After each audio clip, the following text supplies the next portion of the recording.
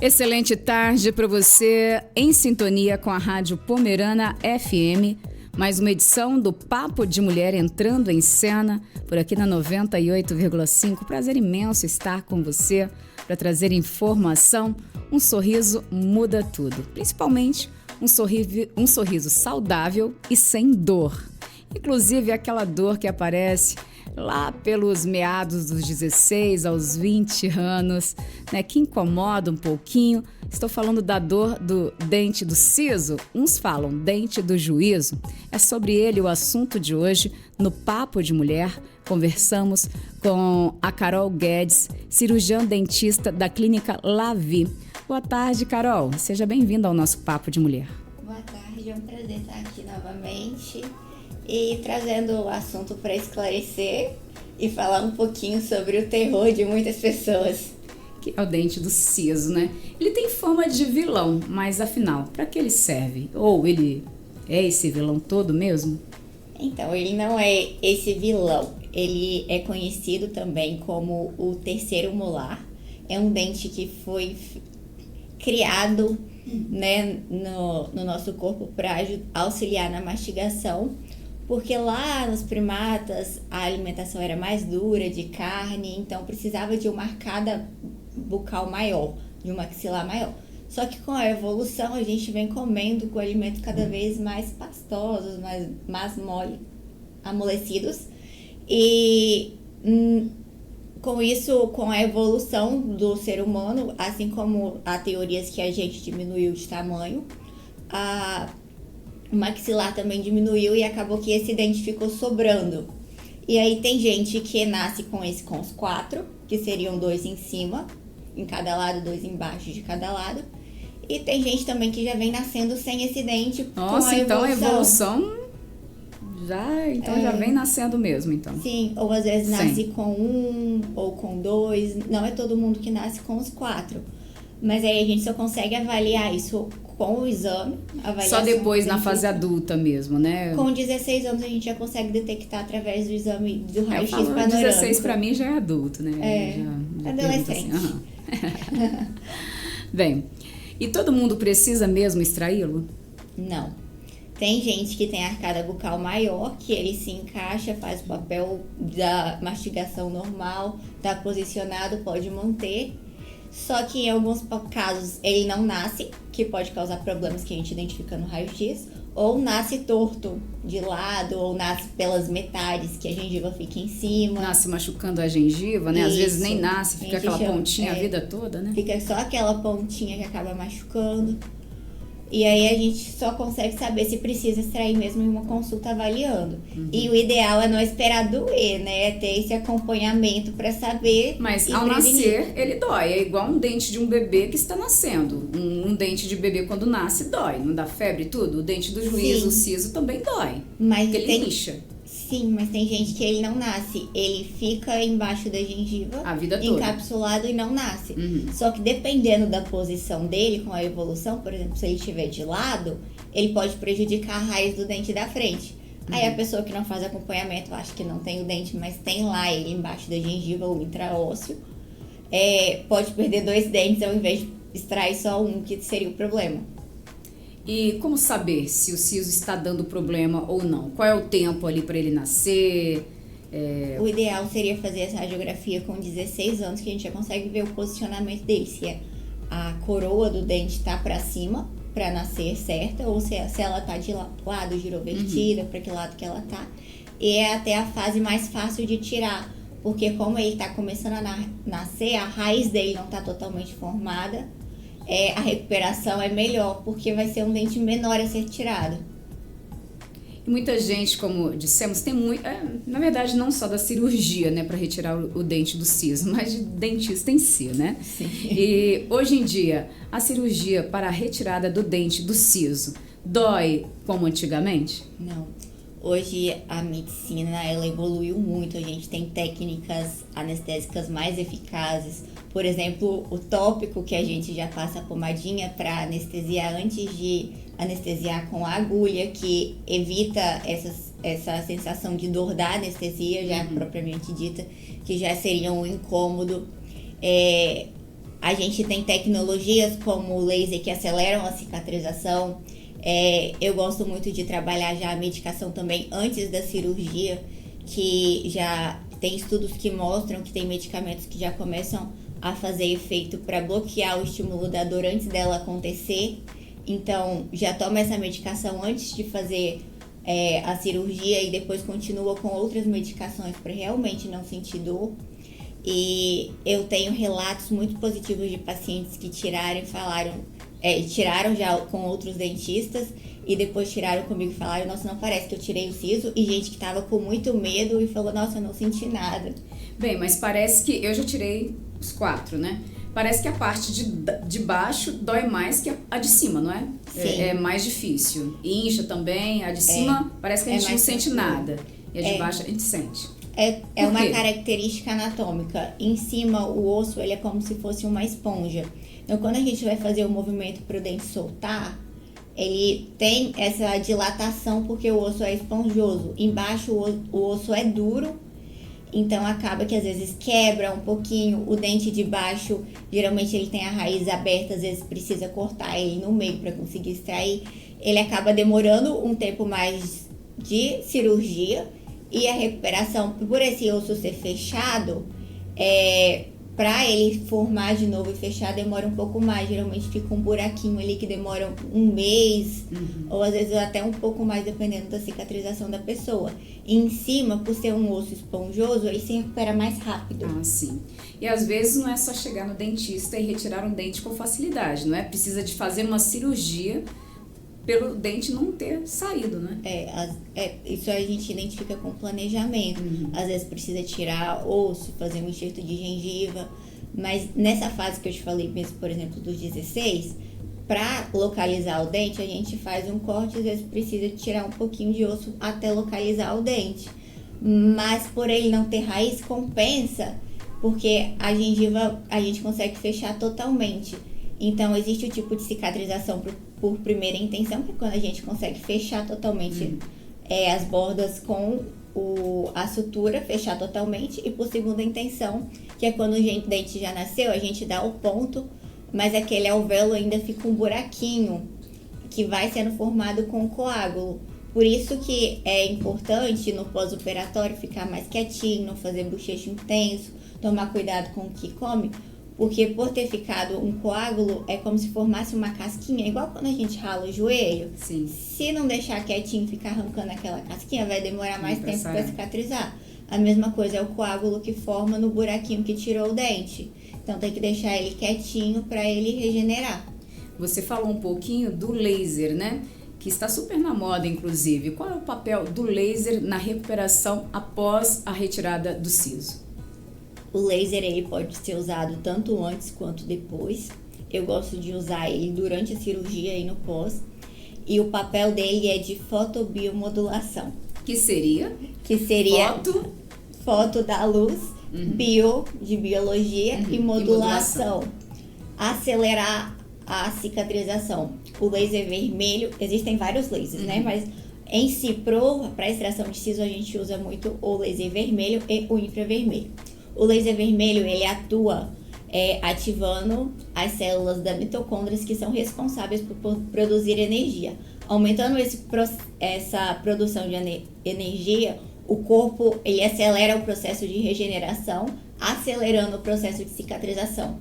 Então, a gente pode trabalhar ele com o ILIB, que a gente coloca na artéria radial. ILIB, tá. É a sigla que coloca o laser na artéria. Era uma técnica que já usada bem antigamente na Europa, que eles colocavam ele através da agulha dentro da artéria. Hoje já evoluiu que eles com a modulação e a frequência correta a gente consegue colocar só a ponteira superficial que vai nessa artéria. E aí ele é atraído pelas hemácias, que a luz faz efeito onde tem maior concentração de cor.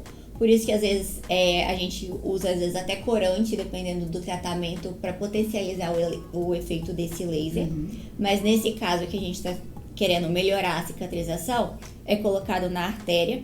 E aí durante a cirurgia é um tempo de 30 minutos que ele fica nessa artéria.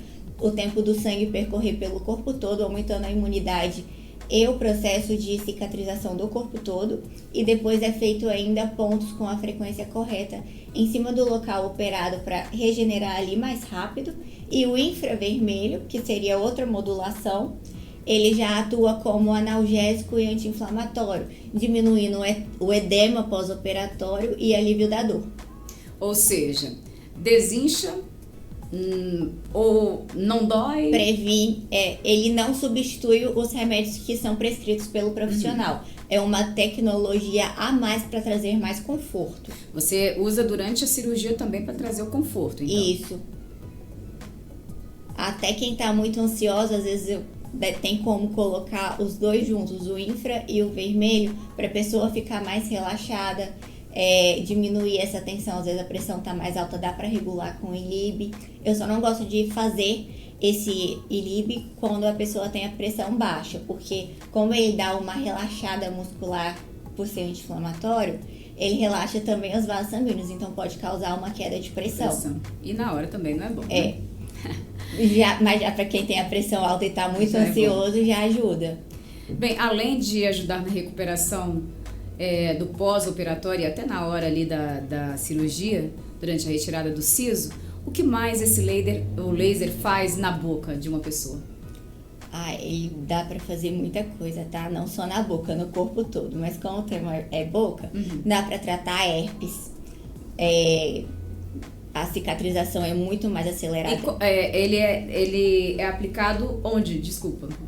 No braço? Em cima da... Não, no caso do herpes, ele é aplicado no local que tá com a ferida. Mas ele tem uma capinha assim para proteger o contato dele com a boca da pessoa? A gente passa aquele filme PVC de plástico para não ter contato e não ter contaminação entre os pacientes. Sim. E ele também é higienizado com os mesmos desinfetantes de uso de centro cirúrgico. Então, além dele ser encapado, ele também é descontaminado.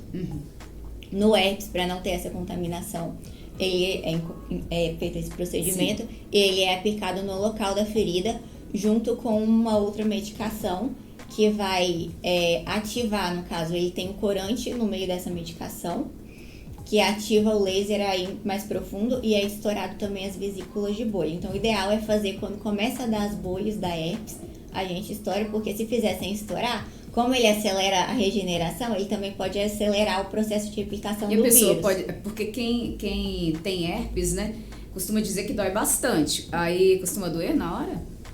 O desconforto da furadinha. Mas a gente passa um tópico antes para aliviar. Mas é uma coisa que vale super a pena, porque geralmente quem tem herpes sabe que demora de uma semana a 15 dias. E fazendo o laser, com 3 dias já tá seco. Já está bom. Fazendo isso tem que fazer logo no início.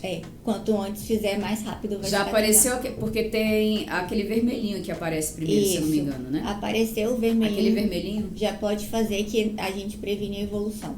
Aí já não aparece aquelas bolhas. Isso. Antes de aparecer a bolha ainda é melhor, que não precisa estourar. Nossa, seria ótimo se pessoas portadores dessa doença tivessem um laser em casa, né? Então, não pode, porque ele tem os riscos.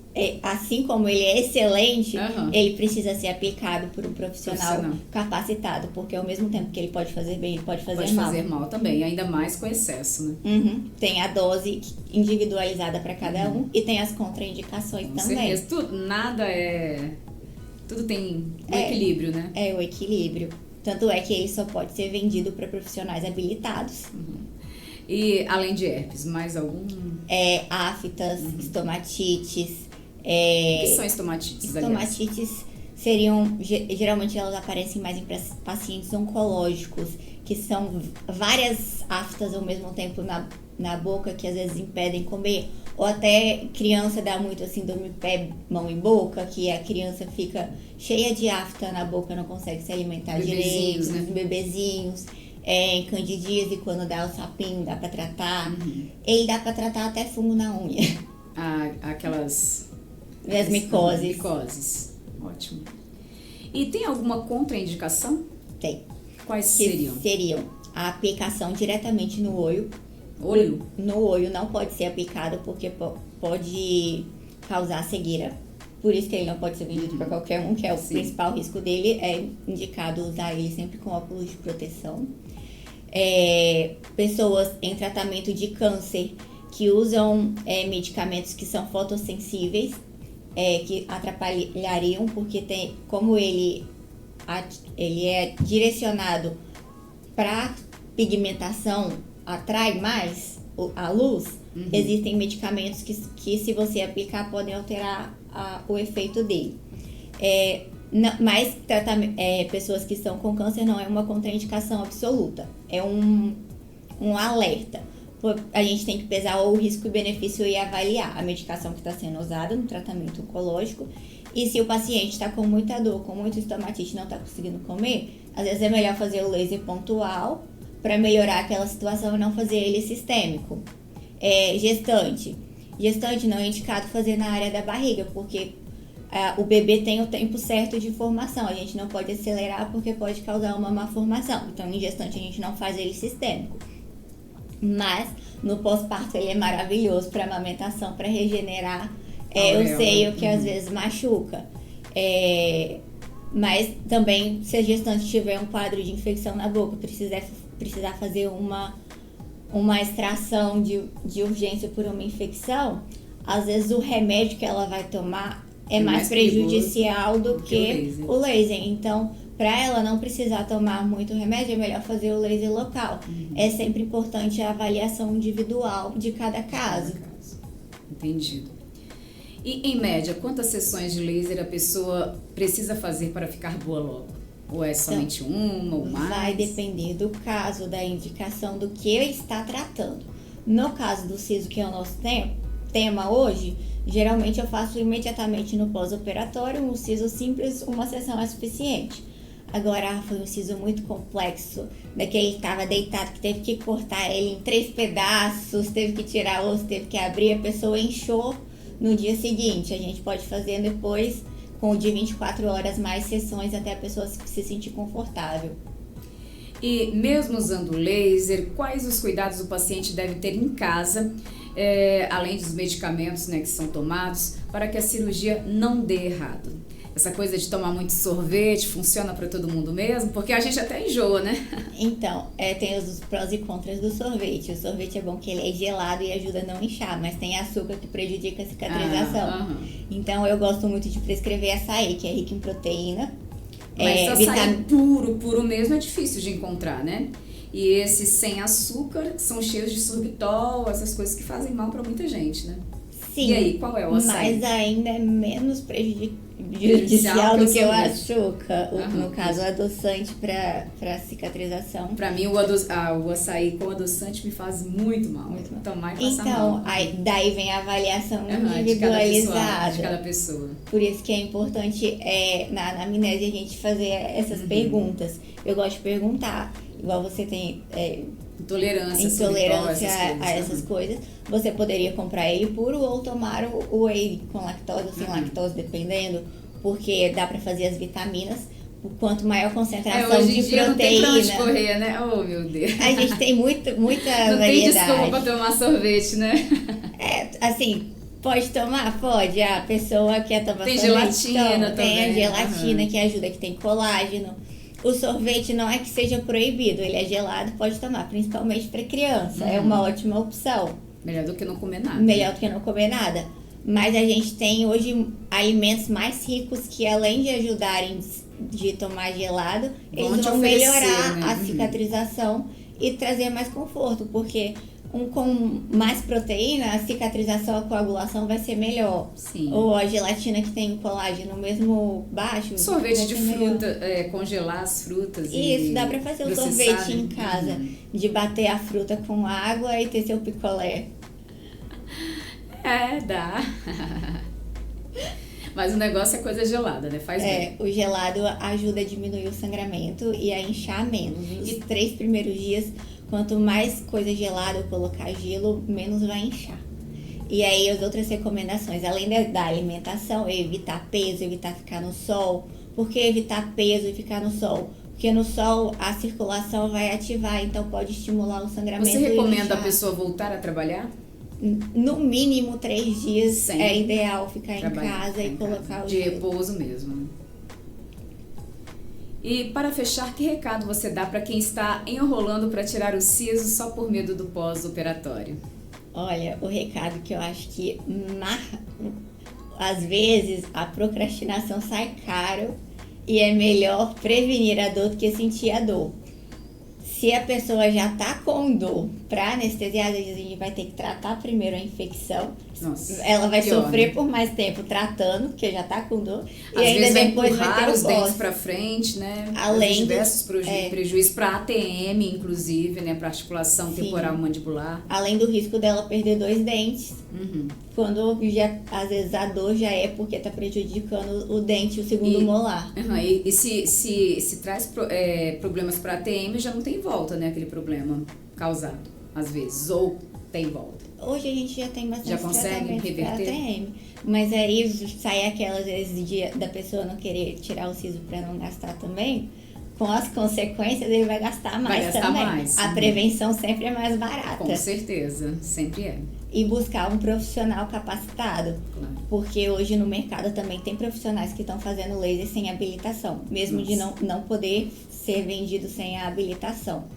E ao mesmo tempo que ele é bom, no pós-operatório, se o profissional não tem capacidade, o paciente está anestesiado, ele pode queimar o alvéolo ao invés de acelerar a cicatrização. Meu Deus. Porque é muito dose dependente. Então precisa ter confiança no profissional que você está indo. Claro, checar antes, né? Às vezes não adianta só ir, o profissional é mais moderno, tem mais tecnologia, mas será que ele está habilitado? Checar, né? Hoje em dia no Google você consegue checar o profissional, se habilitado mesmo. Precisa ter confiança. Hoje a gente está, ao mesmo tempo que as pessoas têm muito acesso à educação, tá muito superficial. Confiam muito nas redes sociais. Profissional de redes sociais nós temos muito. Agora vai checar as informações nos sindicatos mesmo. Vai ver se essa pessoa está lá, né? O registro sim, no CRO nos que as pessoas conseguem porque investigar. nas redes sociais é uma coisa, agora vai no CRO para ver se está lá mesmo. Aí já é outra coisa, outros 500, né? Aí a gente tem que verificar isso. Bem, você atende na Clínica Lavi, em cima dos Correios. Isso, sala 501, no 5º andar. 5º andar. E nós temos uma equipe lá multidisciplinar para montar desde do seu plano de tratamento, do básico ao avançado, a nutrição adequada do pós-operatório, temos nutricionista, temos psicólogo para tratar se existe algum trauma de dentista que muitas pessoas têm, a gente pode programar junto com essa terapia. Às vezes é um medo muito grande, faço também a cirurgia com a sedação consciente. Se a pessoa precisar de um calmantezinho, depois eles até falam que nem lembram o que aconteceu, mas sai. Isso é bom, né? Então, hoje a tecnologia e a informação para quem está disposto a aprender e aplicar da forma correta, a gente está em um mundo muito bom. Muito obrigada mais uma vez por sua participação e uma boa tarde. Boa tarde. Nós ficamos por aqui com o Papo de Mulher, voltando em mais uma edição para você, claro, sempre trazendo informação por aqui. Foi bom estar com você hoje. Tchau, tchau e até o nosso próximo programa. Beijo para você.